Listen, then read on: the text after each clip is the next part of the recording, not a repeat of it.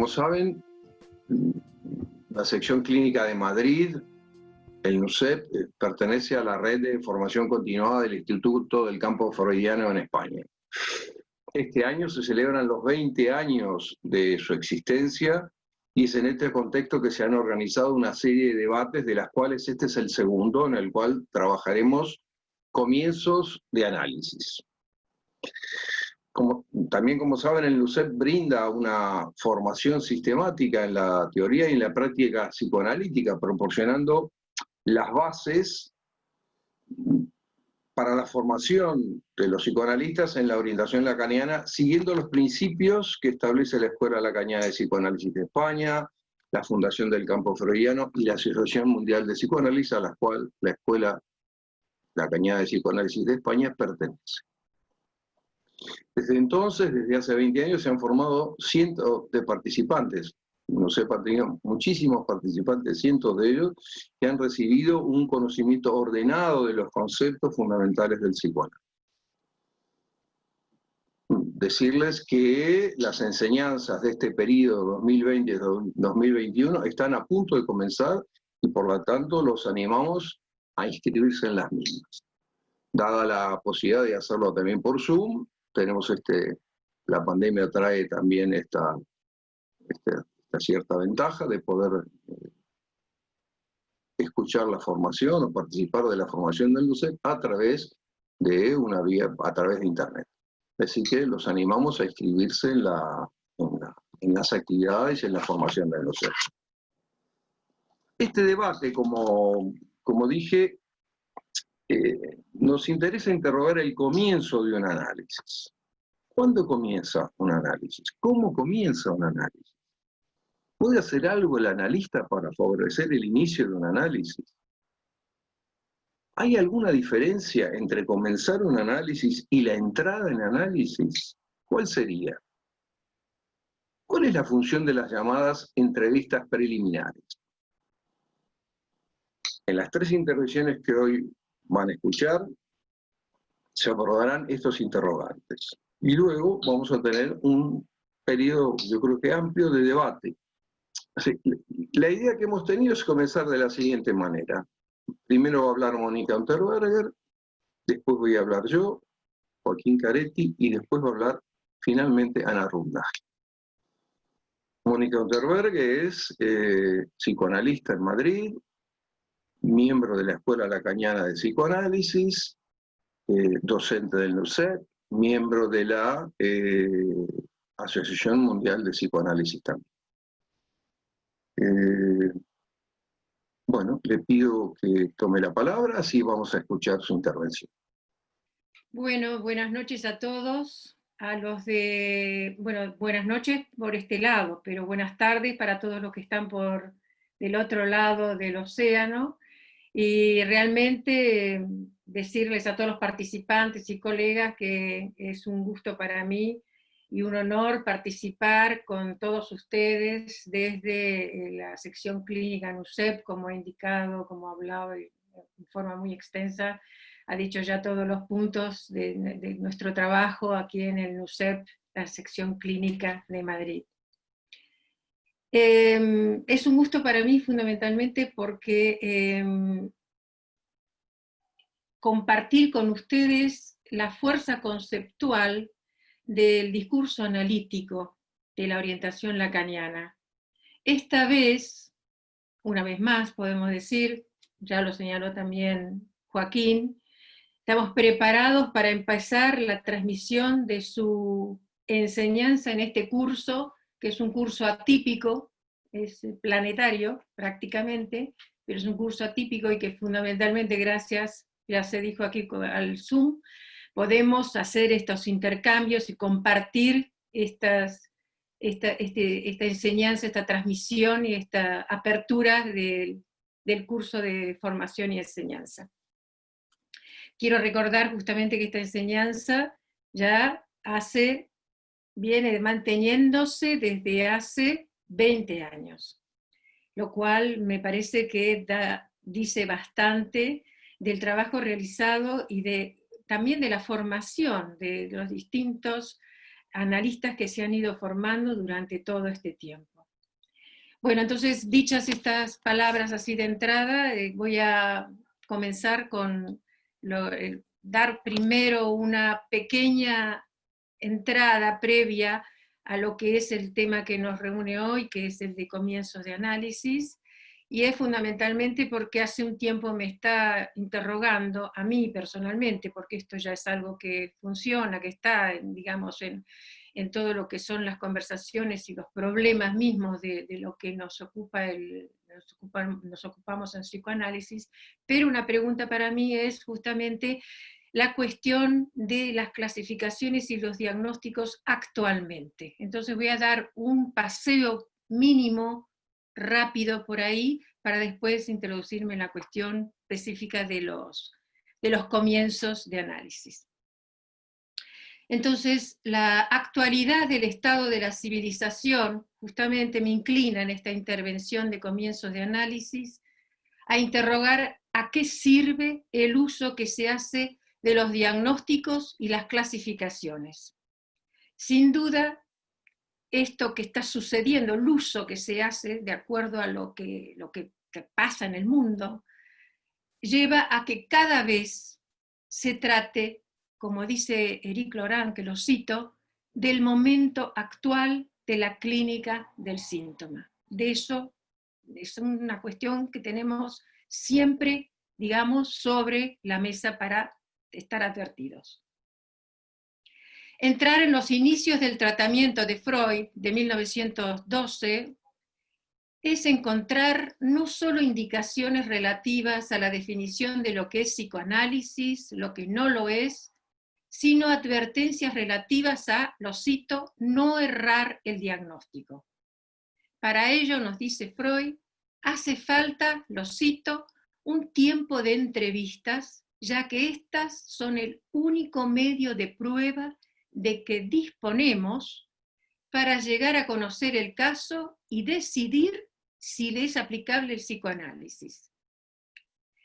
Este tiempo tiene además, cito, una motivación diagnóstica. Ese tiempo de prueba, breve para Freud, con Lacan serán las entrevistas preliminares a toda entrada al análisis. No tienen una duración previa fijada, incluso pueden prolongarse como de hecho sucede.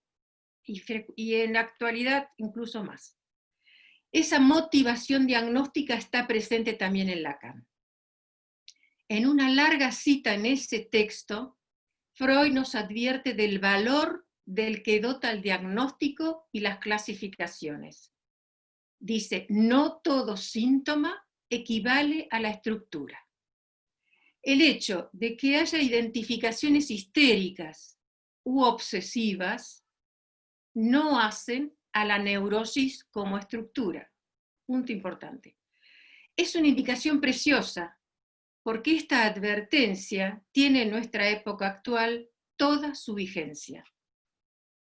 Es algo a lo que estamos irremediablemente enfrentados en nuestra época y nos interroga en estos tiempos donde a una velocidad de vértigo insospechado se han producido cambios de discurso en los discursos que nos bañan.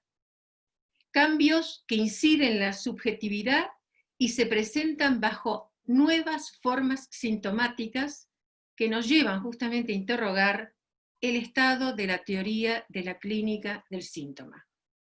No es nueva esta preocupación. Hace ya tiempo que el psicoanálisis de orientación lacaniana estudió en los encuentros dedicados a tal fin lo que encontrábamos como casos raros. Casos que no entraban en las clasificaciones ni en los diagnósticos, cuya elucidación de esa zona de la práctica desembocó en el libro Los inclasificables de la clínica psicoanalítica en 1999. Y en esa aproximación, que no se pretende una categoría cerrada y que Jacqueline Miller llamó las psicosis ordinarias. De hecho, es una preocupación que hoy nos concierne aún más, al no ser ajena a la realidad inédita que atravesamos.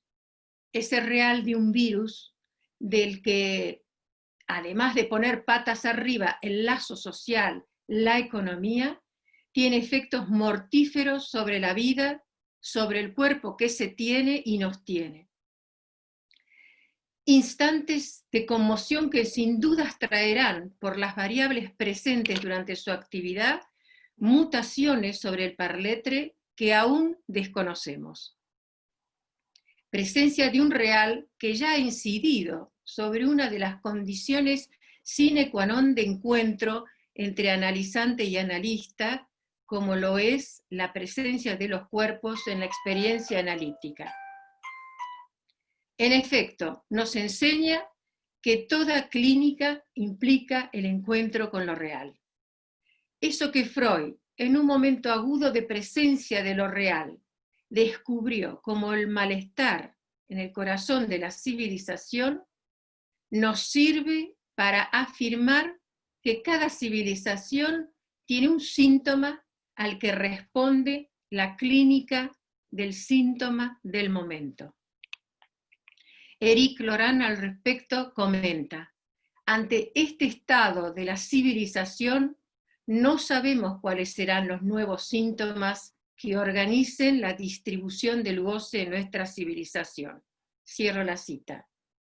Aunque podemos poner en serie los hechos que la atraviesan. 1. Las consecuencias de un desvanecimiento de la función del padre. 2. La emergencia de los movimientos feministas en toda su diversidad. 3. La incidencia de esto en la relación entre los sexos. Y 4. El estar afectados por los discursos que están en el mundo como agentes de producción de sentido y de ofertas de goce. La ciencia, el capitalismo, la técnica. Verificamos día a día la insaciable y cambiante emergencia de nuevos semblantes, no anclados a lo real del cuerpo, que sirven a tratar el real sin ley que les escapa. Esos semblantes no son los mismos que encontramos en la neurosis. En ese cruce es en el que conviven los síntomas antiguos con los síntomas nuevos, a los que nos toca interrogar qué función cumplen, a qué sirven, sin desconocer las incidencias de la época y sin que podamos acoger sus clasificaciones y sus diagnósticos rápidamente.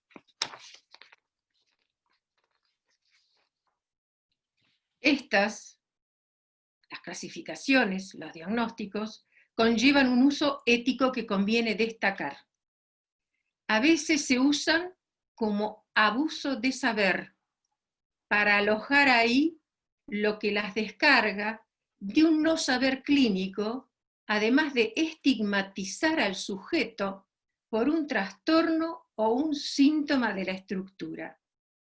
Pero también tiene otra vertiente, la buena, la de establecer una dirección de la cura o bien rectificar la posición del analista. Incluso un uso como marco que inscribe diferencias. En nuestra época nos encontramos con casos que se sitúan en la frontera entre neurosis y psicosis. Ya no tenemos las boquitas de oro y los obsesivos de la época de Freud.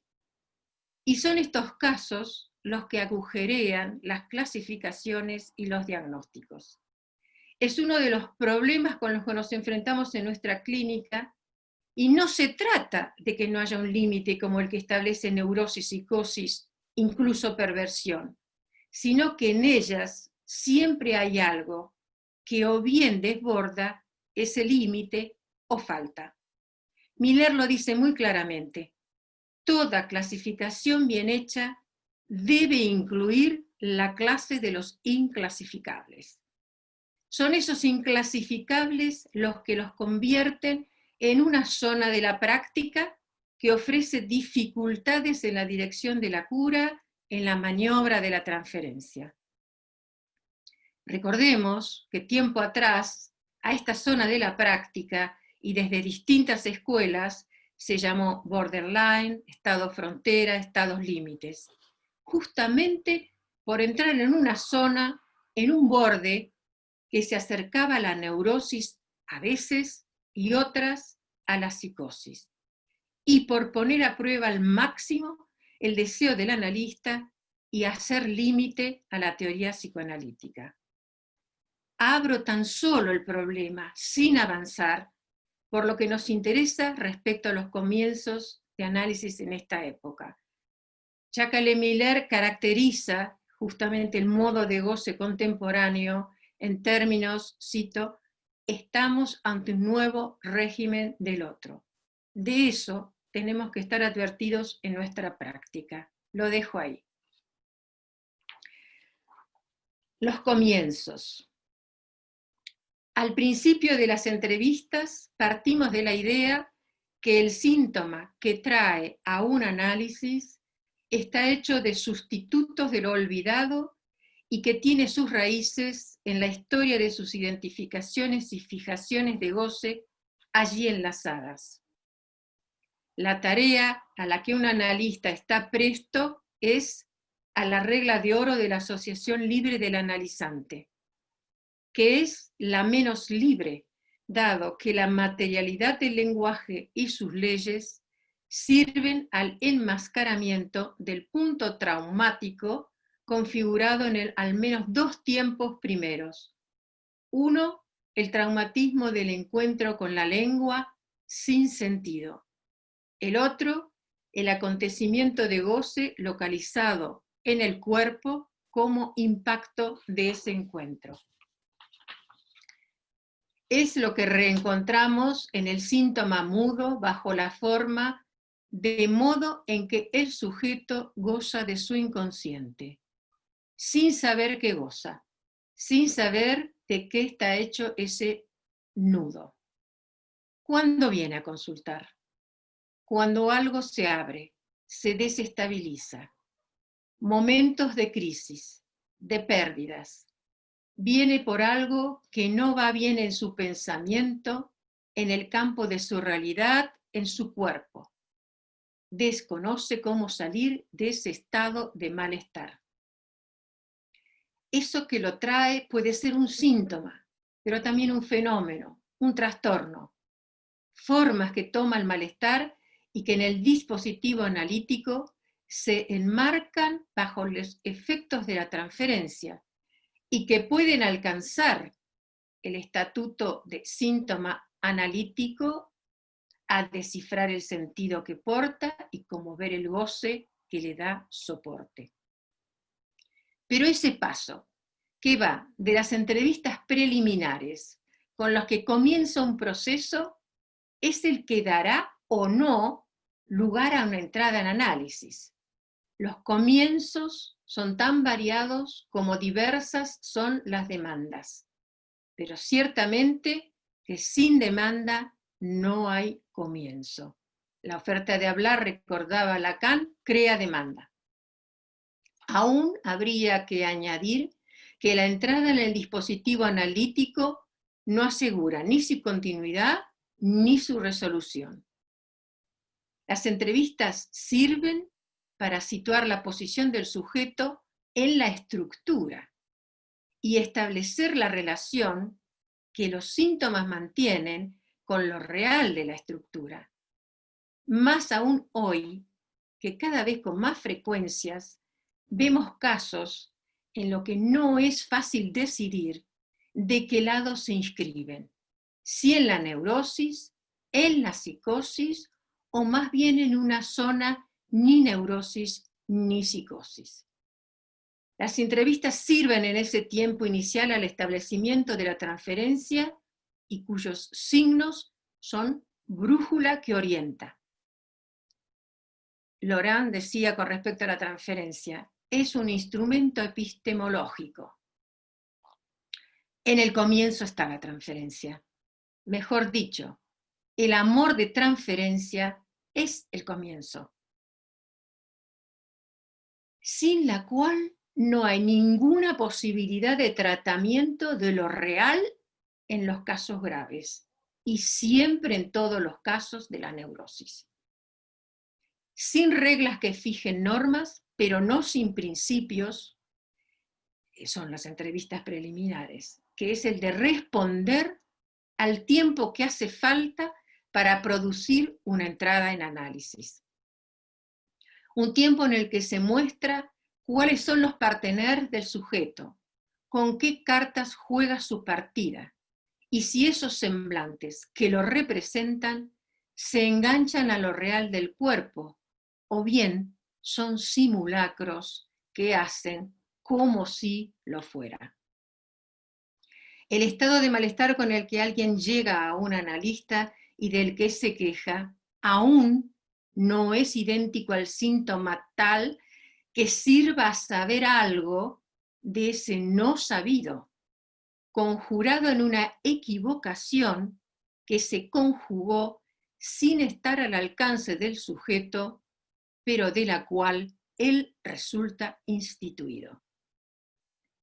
Sin embargo, desde el comienzo se da la oportunidad del encuentro con un saber que se distingue del conocimiento, un saber no sabido que exigirá en su paso al discurso del inconsciente un largo recorrido hasta conseguir, vía el deseo del analista, otros posibles anudamientos, otro modo de gozar del inconsciente.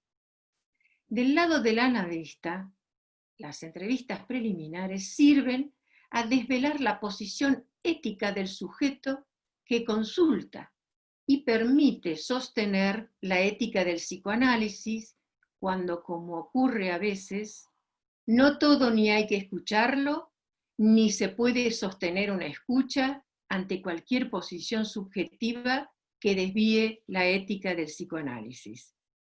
Subrayemos por último que el comienzo, por todo lo que venimos diciendo, no coincide con la entrada en análisis, y a la vez las entrevistas pueden continuarse bajo un modo terapéutico si, como afirma Lacan, lo cito, se trata de permitirle a un sujeto una supervivencia un poco menos tonta, más amable. Finalizo.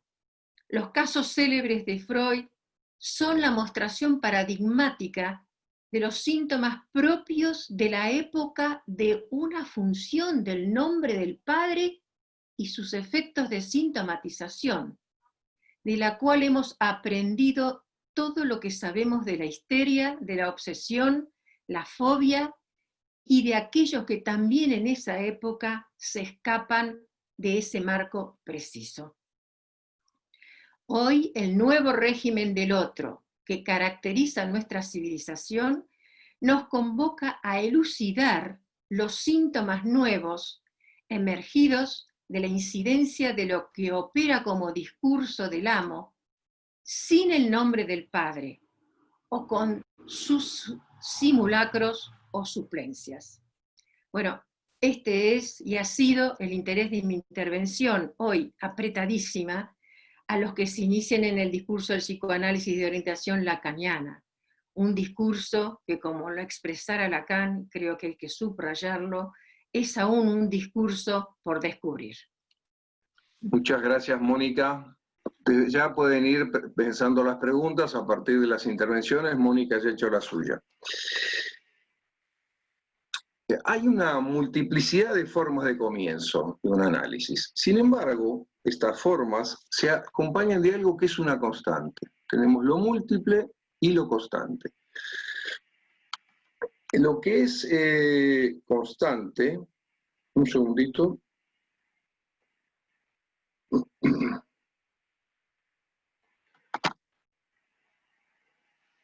Lo que es constante y que constatamos es que el sujeto se ha visto tocado por un malestar, que supera su propia capacidad de respuesta, y que este malestar se ha convertido en un enigma para él. Es como si ese malestar le formulara alguna pregunta, se ha convertido en una pregunta para el sujeto. Es decir, el sujeto ha experimentado un encuentro con lo real, ciertamente molesto e inquietante, que opera, lo decíamos en la presentación, como una piedra en el zapato, en el mejor de los casos una piedra, a veces puede ser una roca sobre la espalda, como una conmoción como algo que no va y que, si Dios quiere, lo ha llevado a levantar el teléfono y hacer una demanda a quien supone que lo puede ayudar. La demanda se sostiene entonces en un síntoma que se va a poner en palabras durante las entrevistas. Podemos decir que un análisis comienza entonces cuando el malestar, el síntoma, se convierte en una pregunta sin respuesta. Y entonces supone que alguien debe saber, el sujeto supone que alguien debe saber lo que le pasa. Se instala de alguna manera un sujeto supuesto saber, que es lo que llamamos transferencia. Entonces, el sujeto se dirige al analista porque le supone que él sabe. O el que lo sabe puede ser el propio psicoanálisis, un saber sobre lo que le pasa. Esto nos sitúa en una cuestión interesante. La transferencia, entonces, precede a la llamada. Es decir, algo que se convierte en un enigma se transforma en una pregunta y esto lleva a llamar. El sinsentido, entonces, de su malestar va a poder ser dilucidado por el analista, quien le va a decir, en teoría, el sentido ausente de sus síntomas. Esta es la expectativa del analizante, del futuro analizante. Pero el saber sobre su malestar no lo tiene el analista, sino que habita como un saber no sabido en el inconsciente del sujeto. La operación de la transferencia, entonces, es una transferencia de saber, de dicho saber no sabido sobre el analista. Transferencia que emergerá específicamente sobre un analista. El analista, valiéndose de la transferencia, le dará todo el lugar al saber inconsciente y al goce que este saber encierra. Es un inconsciente que, como lo planteó en su momento en un artículo muy recomendable de leer, es un inconsciente que ya ha hecho que lo planteó Jacques Miller, ya ha hecho su interpretación. Las entrevistas preliminares. ¿Qué son las entrevistas preliminares? Se las llama preliminares. Habría que ver si ese nombre lo podemos seguir sosteniendo, preliminares. Que en realidad, en alguna medida, son segundas con respecto a una transferencia ya presente. Se pueden dar porque ha habido una transferencia, o con el analista, o con el psicoanálisis, o porque un amigo lo llamó, porque algo leyó, algún artículo, algo ha establecido una cierta transferencia. Son entrevistas donde el síntoma se va a poner en palabras. Tal como lo señaló Lacan en el Seminario de la Angustia y posteriormente Miller en Sutilezas Analíticas, el síntoma va a pasar de un estado sin forma, amorfo, lo que ahí llama el amorfo mental, a cobrar una forma. ¿Qué quiere decir esto? ¿Qué quiere decir que cobra una forma el síntoma? Quiere decir que el sujeto le va a contar a otro sus pensamientos más íntimos, los pensamientos que lo molestan, que lo angustian, a los cuales no termina de poder darles un sentido, o va a hablar de sus síntomas físicos, o hablará de algún mal encuentro, de problemas en el lazo, problemas de pareja, en fin. Multiplicidad de textos podemos encontrar. Todo esto viene sin forma, viene sin ser hilado en un discurso. Pero, gracias a irlo contando en las sesiones, esto va a ir cobrando la forma de un discurso. También se da el caso contrario, que donde el sujeto viene con un discurso, con un texto, podríamos decir, que tiene tanta forma, está tan consolidado su dicho, que no es posible penetrar en él. Es un texto sin fisuras. Será necesario entonces molestar la forma para que adquiera otra donde la enunciación del sujeto se haga presente. En las entrevistas entonces se vivirá una verdadera transformación, una mutación de algo que era amorfo a un discurso dirigido al analista, que producirá revelaciones. Miller lo dice de la siguiente manera: un análisis que comienza se desarrolla en una atmósfera de revelación. todo aquel que ha hecho algún tramo analítico conoce lo que son estas revelaciones. No empieza entonces necesariamente cuando se emprende un proceso de encuentros regulares, sino a partir del momento en que el sujeto hace el esfuerzo de trasladar el acontecimiento de su pensamiento a la palabra. Y dice que un análisis al principio se desarrolla en una especie de fuego artificial de revelaciones. Y con una cierta ironía dice, esto es la luna de miel del psicoanalista, es lo mejor del mundo, poder tener 20 sesiones, 25 sesiones y después ya está. Porque es el momento dulce, podríamos decir, de un análisis. Entonces nosotros nos preguntamos, ¿cómo hacer? ¿Qué puede hacer el analista para empujar en la buena dirección al sujeto? Estas entrevistas son la oportunidad de escuchar los significantes primordiales del sujeto y hacer una operación de ruptura entre esos significantes primordiales y el saber que se ha consolidado alrededor de ellos.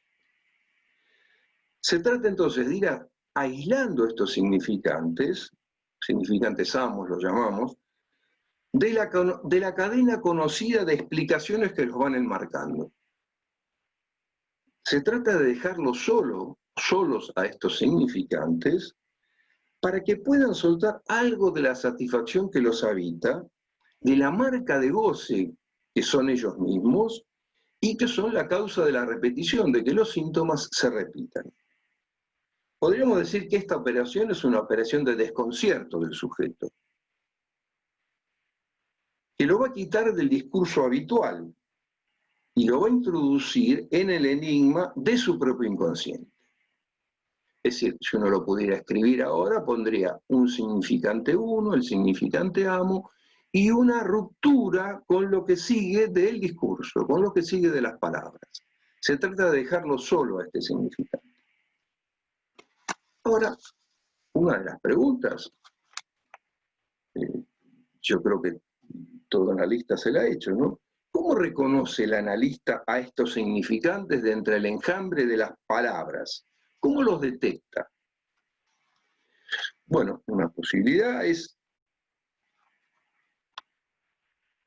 pensar que son palabras que se muestran anudadas a un sufrimiento y que desvelan una modalidad singular de relación con el otro. Esto es lo que orientará al analista. Palabras que están anudadas a un sufrimiento del sujeto. Tengamos en cuenta que en las entrevistas lo que opera al comienzo es una pregunta. ¿Qué quiere decir eso?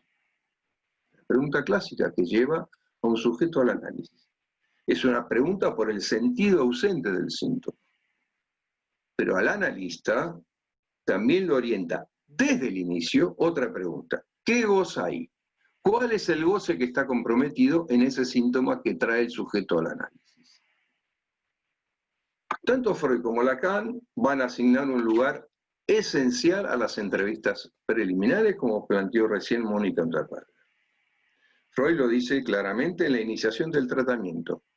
Dice, esto es un periodo de prueba, con una motivación diagnóstica, donde se va a discriminar quién puede hacer un psicoanálisis y quién no. Es decir, con qué paciente, dice Freud, puedo mantener la promesa de una curación o al cual no le puedo prometer que va a ser un recorrido analítico hacia una curación. Ahora bien, va a sostener una cosa que es muy interesante y que es parte, me parece a mí, del debate que podemos tener hoy. Este periodo de prueba ya es el comienzo de un análisis y debe obedecer a sus reglas, diferenciándose en que dichas entrevistas, dice él, se lo hace hablar al paciente sin interpretar más de lo necesario, más de lo indispensable, más de lo preciso, para que aquel siga hablando. Y como decíamos, el síntoma se ponga en forma. Lacan lo dice de otra manera. Lo dice, es interesante como lo plantea Lacan en el seminario 19. Todos saben, muchos lo ignoran, dice Lacan, la insistencia que pongo ante que me piden consejos sobre las entrevistas preliminares, dice, esto tiene una función para el analista. las entrevistas preliminares? Por supuesto, esencial. No hay entrada posible en análisis sin entrevistas preliminares. Es decir, que no hay una entrada directa al análisis. Yo leí una vez un libro que se llama Chip, el del ojo verde, y era un análisis de una sesión. El sujeto entró en análisis en un instante, hizo una sesión y terminó el análisis. Bueno, esta es la ficción, es un libro de ciencia ficción, súper interesante.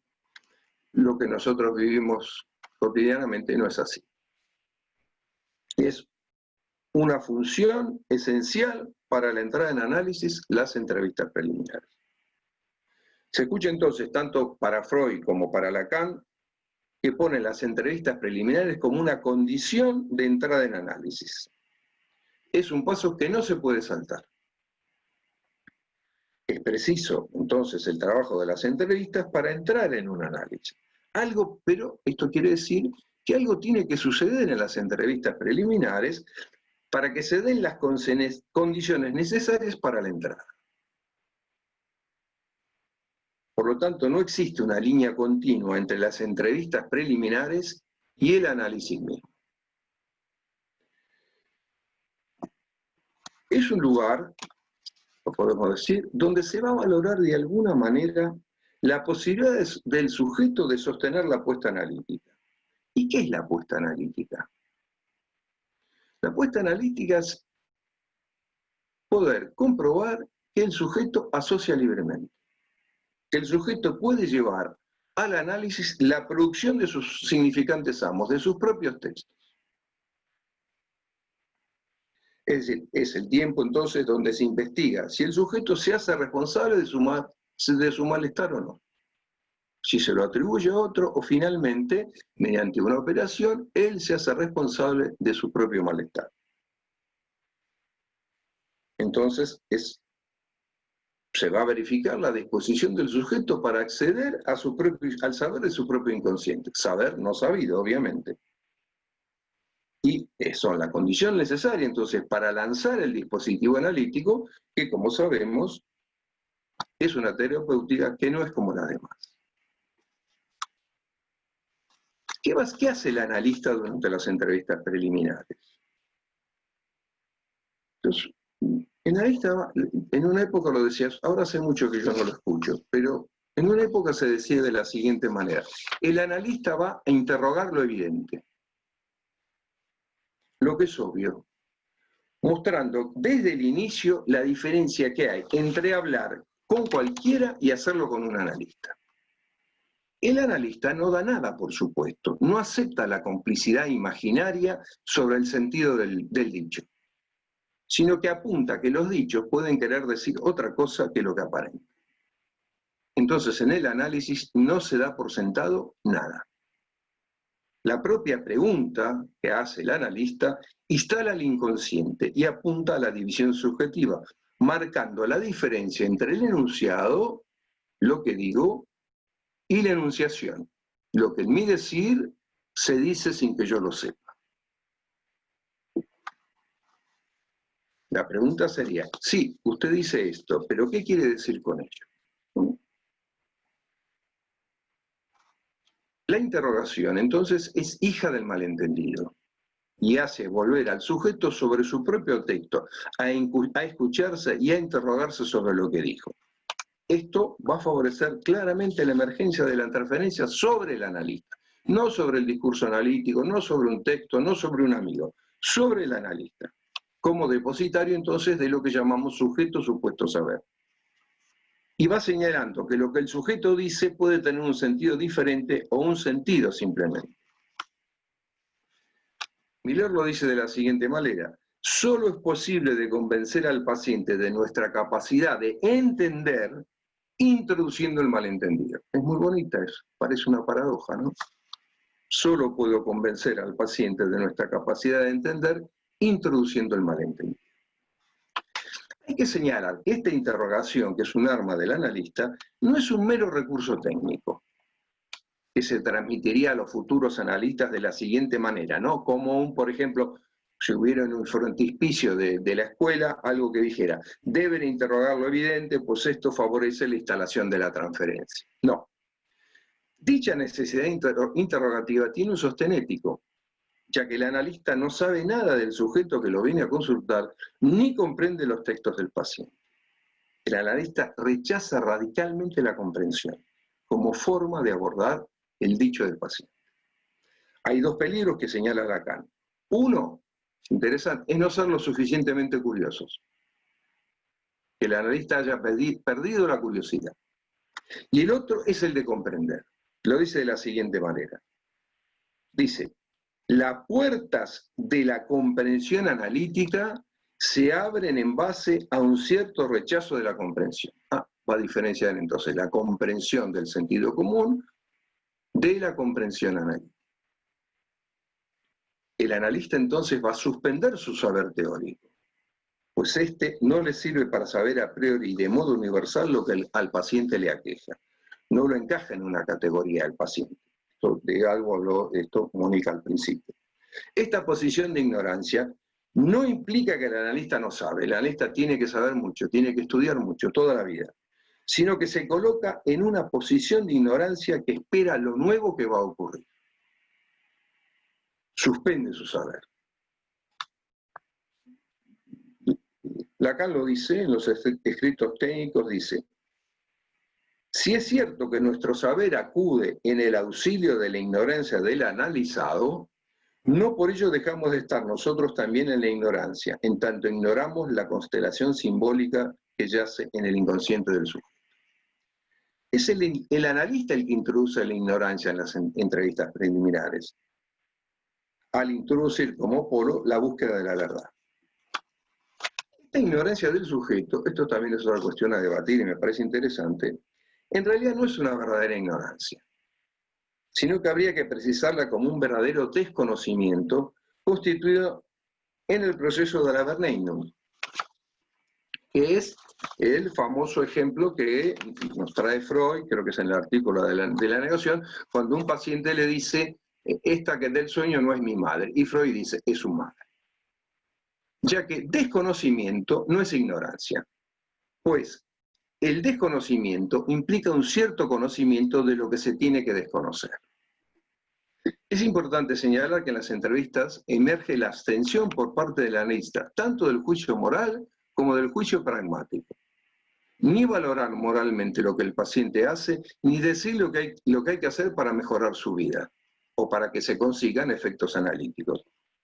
La regla analítica, entonces, es una regla que suspende el superyo. Hay como una especie de ablación del superyo de la escena.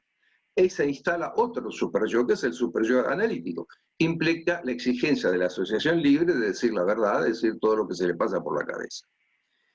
Finalmente, hemos hablado de los comienzos, pero ¿cuándo terminan las entrevistas preliminares?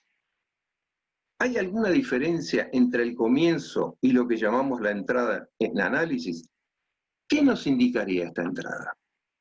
Bueno, hasta aquí. Ana Ruth, esperamos tu texto. Perfecto. Les agradezco la invitación a los responsables del MUSEP para estar esta noche aquí. Y les agradezco a mis compañeros que han hecho o han dado o van a dar un excelente marco a mi presentación. Por un lado, y retomando algo, bueno, en principio quería leerles, vamos a empezar al revés. Voy a leerles el acápite que le puse a este texto, que es una frase de Lacan del seminario 24, L'insu qui sait d'un but, c'est l'amour. Y donde Lacan dice así, uno habla solo a menos que se ponga a dialogar con un psicoanalista. Para comenzar a situar las cuestiones, quisiera indicar que no todo ser hablante que llega a la consulta con un analista entra en análisis, como ya también se ha indicado de alguna manera. También quisiera decir, y retomando una cuestión que planteaba Mónica, que con el último Lacan podemos decir que todos somos inclasificables y que eso hace que el analista aborde la práctica, como decía Freud, del uno por uno, sin ningún prejuicio, o sea, sin ningún juicio previo. En general, podemos comprobar que el llamado a un analista se produce por un sufrimiento, como decían también, que se torna insoportable, ocasionado por un goce que se le impone a alguien desde el impropio cuerpo o desde los pensamientos, que Lacan llamó el goce del santón, así como también desde los modos de gozar de los cuerpos que lo rodean, hijos, padres, hermanos, parteneres amorosos o sexuales, compañeros, jefes, etc. Es decir, que se sufre por el goce de un cuerpo que se tiene, pero que aparece como ajeno, y también por el goce que aparece en el cuerpo de los otros, amados, odiados, que le presentifican al ser que habla la extimidad del goce del cuerpo como tal.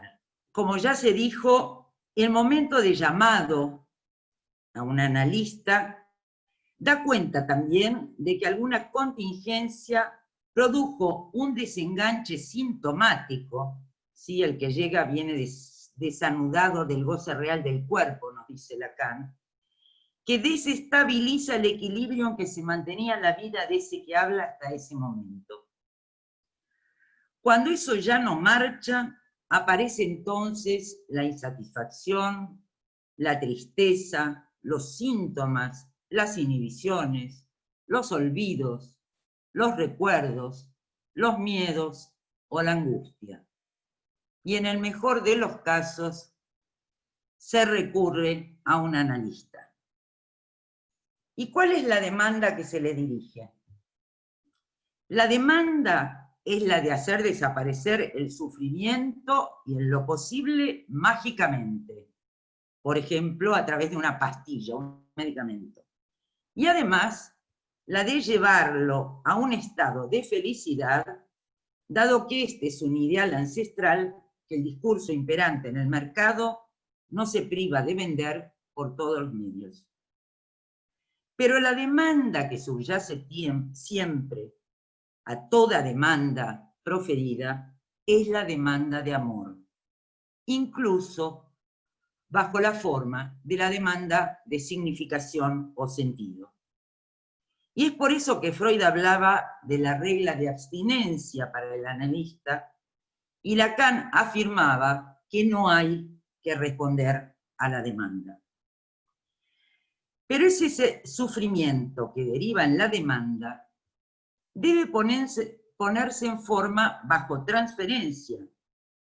Transferencia que, como ya se dijo, puede estar presente antes del llamado, por la vía de una relación previa al psicoanálisis o a la persona que hace la derivación, y que debe ponerse en marcha en función de qué supone ya una interpretación, la de que ese sufrimiento tiene algún sentido. Como decía Lacan, la interpretación desencadena la transferencia. Se comienza entonces, por lo que, como ya se dijo, Sigmund Freud llamó ensayo previo, o tratamiento de ensayo o de prueba, en su texto La iniciación del tratamiento, y lo que Jacques Lacan llamó entrevistas preliminares, de las que afirmó, como dijo Joaquín en El saber del psicoanalista, no hay entradas en análisis sin entrevistas preliminares. Pero aclaremos que tanto Freud como Lacan ponen el acento en que las normas del dispositivo en estas entrevistas son las mismas que para las de un análisis ya en curso. Es decir, que la posición del analista es siempre la misma.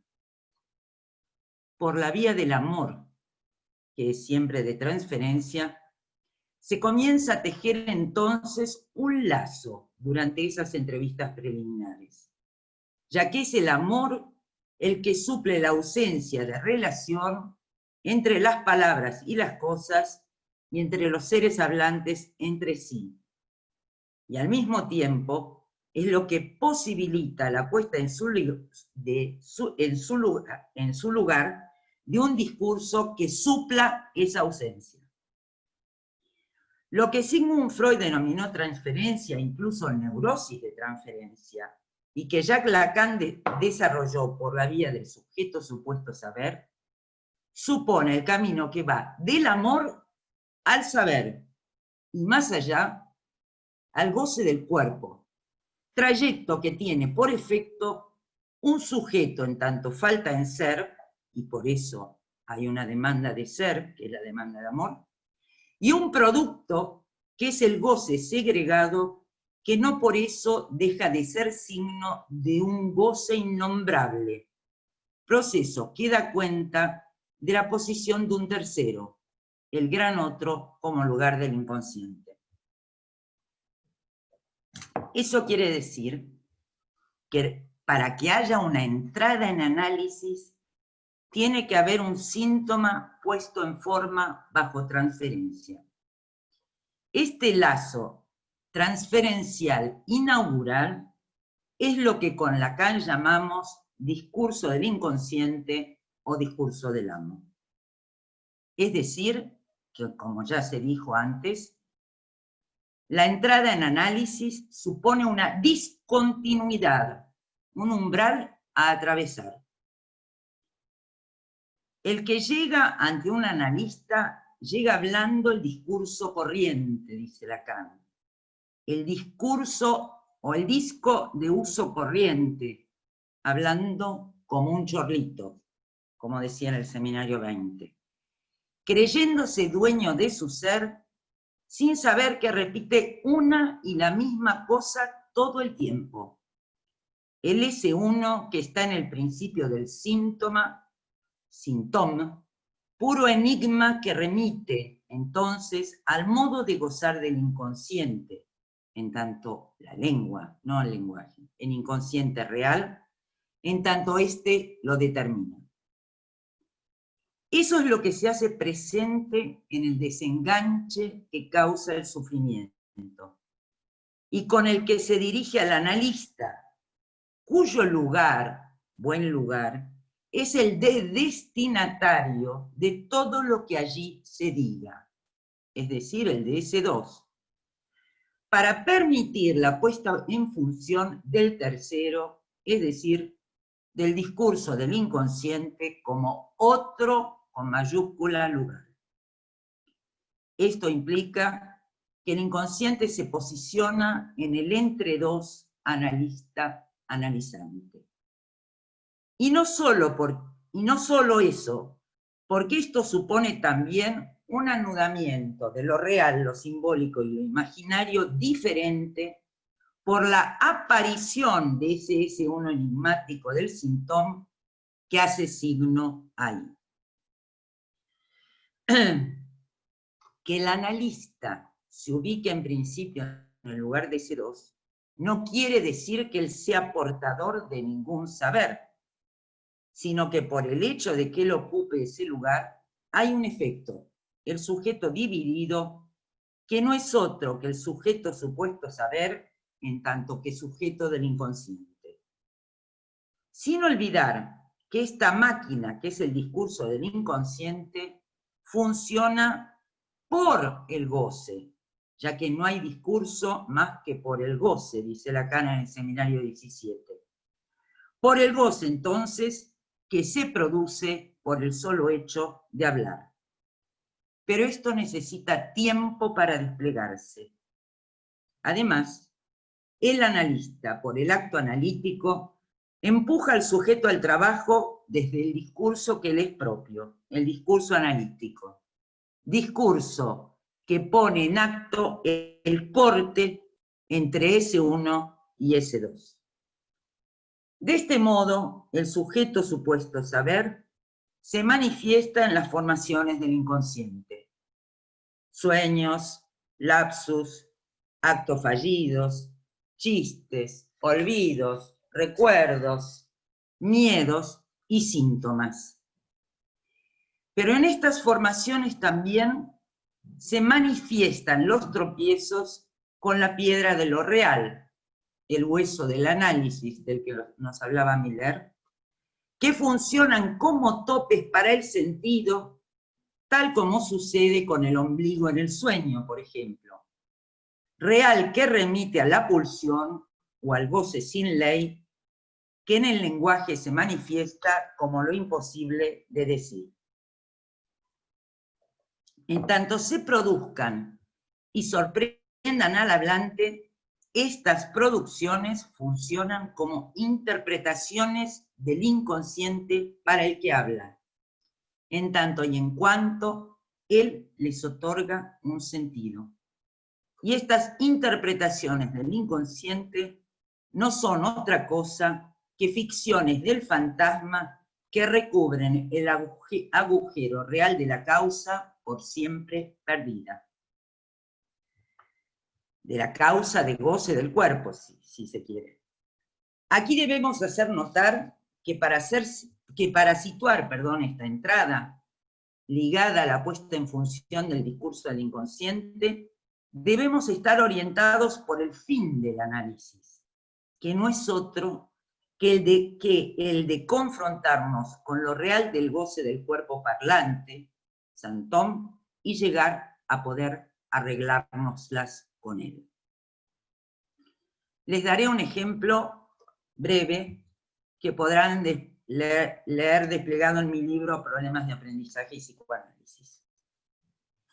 Se trata del caso de un cuerpo parlante, niño, que en principio aparece como síntoma de otro cuerpo parlante, el de una señora identificada con el significante madre. La queja y preocupación de esta señora respecto de este niño de 7 años es que tenía problemas escolares, no podía leer ni escribir, y no se relacionaba con otros niños, y aparecía todo el tiempo taciturno y apagado. Cito al niño que comienza a tener entrevistas conmigo. Debo decir que este niño viene con una transferencia previa porque su madre se analizaba y el niño estaba al tanto de que su madre iba al análisis. Entonces, el niño comienza a tener entrevistas conmigo en las que aparecen con toda relevancia y desde el comienzo el miedo. Miedo que se va declinando como miedo de que a su padre le pasase algo malo. Cuando se le pregunta qué, dice, por ejemplo, que fuera asesinado. Miedo que luego se va declinando como miedo a la violencia, por lo que evitaba jugar con compañeros de su edad. Todo lo que fuera el juego cuerpo a cuerpo de los varones lo aterraba. Aparece también el hecho de que no soportaba los gritos, asociados a que cuando sus padres vivían juntos, estoy citando literalmente al niño, se mataban a gritos. Como pueden ver, nunca fue un síntoma para él, por ejemplo, las dificultades en el aprendizaje de la lectoescritura. Y van pasando las entrevistas. En una de ellas, él relata su versión del cuento de Caperucita Roja, en la que Caperucita y el lobo se acribillaban a tiros de ametralladora, mientras la abuela se deshacía en cenizas en el baño. Versión superviolenta del cuento tan tradicional que pone en acto la violencia tan temida. Al preguntarle cuándo conoció el cuento, respondió sin dudar que lo había visto en Disney Channel cuando era pequeño. Se le interroga cuando era pequeño, y entonces dice alrededor de los 3 o 4 años. Ante otra pregunta, dijo que lo recordaba porque ese día los padres le dijeron que iban a separarse. Y le pregunto cómo reaccionó ante la noticia, a lo que responde que pensó que todo iba a ser mejor, pero que no dijo nada. Ante esta denegación, me gustó que Joaquín marcó la cuestión de la Verneinung, la negación, lo incité a seguir hablando. Y dijo que en aquel momento, cito, me hubiera gustado hacer una gran diarrea. Ante su sorpresa y la mía, corté la entrevista. Aparece aquí la interpretación como corte. Y el hecho de que el analista debe ser alguien capaz de sorprenderse. Si uno no se sorprende ya de nada, no puede analizar. Había aparecido un significante amo del goce, indicador del santón por la vía del plus de gozar puesto de relieve por el corte entonces introducido por la analista. Signo del goce del cuerpo que él tiene, pero que no es. Resaltemos que la sorpresa del niño al decir lo que dijo remite al hecho, como ya se dijo antes, de que lo que allí se dice es un saber sin sujeto. Sujeto que solo se hará presente en ese momento como supuesto por la sorpresa. La localización de ese intervalo permitió que, y cito a Miller en Donk, apareciera la pregunta del sujeto y que se abriera camino hacia la pulsión, que está velada por el fantasma, es decir, por el semblante, cuando el sujeto está en el plano de la identificación significante. Fin de la cita. Se sitúa así el borde o la puerta de entrada al análisis, por el borde del objeto A, en este caso el objeto anal, que desde Freud sabemos que está relacionado con la agresividad y la violencia. Este santón que se esboza aquí, entonces, es aquel que el ser hablante bordeará durante todo el análisis y que situará la orientación hacia el final del mismo. A partir de esta entrada en análisis, lo que empieza a desplegarse está relacionado con el padre, con una pregunta sobre el padre y su goce, es decir, con la perversión en el sentido de Lacan, a través de la confrontación en sus dichos del padre ideal y del padre que él efectivamente tenía. Un padre que, como él decía, no tenía ni casa, ni trabajo, ni mujer, que no tenía nada, era un padre pobre. Y que además tenía muchísimos rasgos muy femeninos.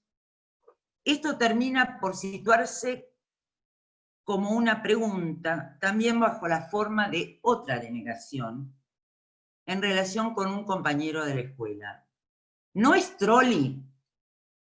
Trolli, les aclaro a los españoles, los argentinos saben qué quiere decir, pero por ahí los chilenos tampoco lo entienden.